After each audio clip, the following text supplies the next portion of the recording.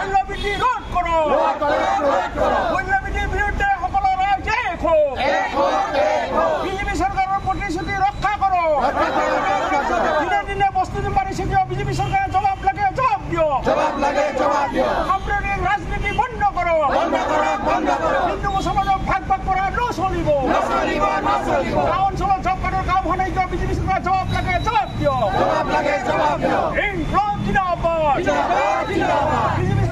আমি আন্দোলন কাৰ্যসূচী লৈছিলোঁ বিশেষকৈ মূল্যবৃদ্ধি, যে সাংঘাতিক ধৰণে মূল্যবৃদ্ধি হৈছে।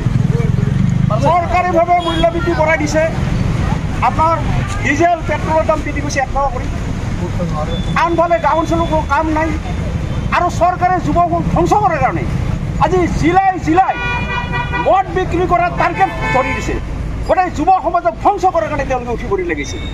আনফালে জুৱা, টিৰ, গাঁজা, ড্ৰাগছ একদম সাংঘাতিক ধৰণে বাঢ়ি গৈছে। চিণ্ডিকেট ৰাজ বাঢ়ি গৈছে।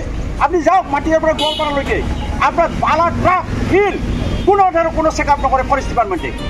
অহৰহ হৈ আছে, সাংঘাতিক ধৰণে কৰি আছে। এইবিলাক কৰি যায় চিণ্ডিকেট। আৰু এখন আছে তেওঁক আমি দি আছোঁ।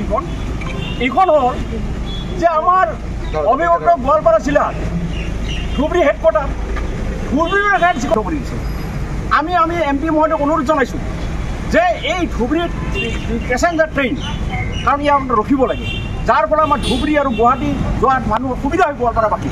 লগতে যিখন শৰাইঘাট ট্ৰেইন, সেই শৰাইঘাট ট্ৰেইনখন ইপিনে দি যায়, কিন্তু আমাৰ ইয়াতে গোৱালপাৰাত নাৰাখে।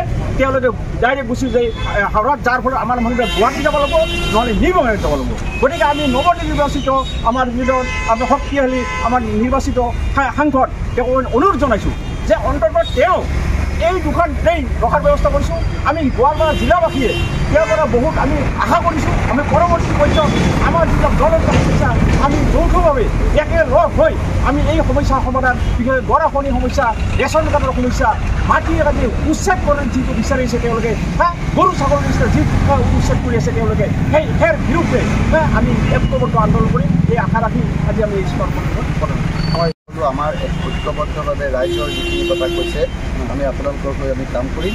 আৰু যিখন আপুনি স্মাৰক পত্ৰ ৰেলৰ কাৰণে দিছে, দুটাৰ ৰখিবৰ কাৰণে, আজিৰ ভিতৰত মই ইয়াৰ যোগাত্মক আপোনালোকে জানে গাড়ীৰ পৰাই মই ফোন কৰিম।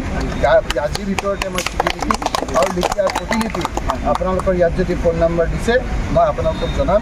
ইতিমধ্যে ইয়াৰ বিধায়ক আমাৰ আলম ডাঙৰীয়াৰ লগত মই কথাই পাতিছোঁ যে এই দুটা ঠাইত আমাৰ ৰখিব লাগে। তেওঁলোকৰো একেই কথা, আপোনালোকৰো একেই কথা।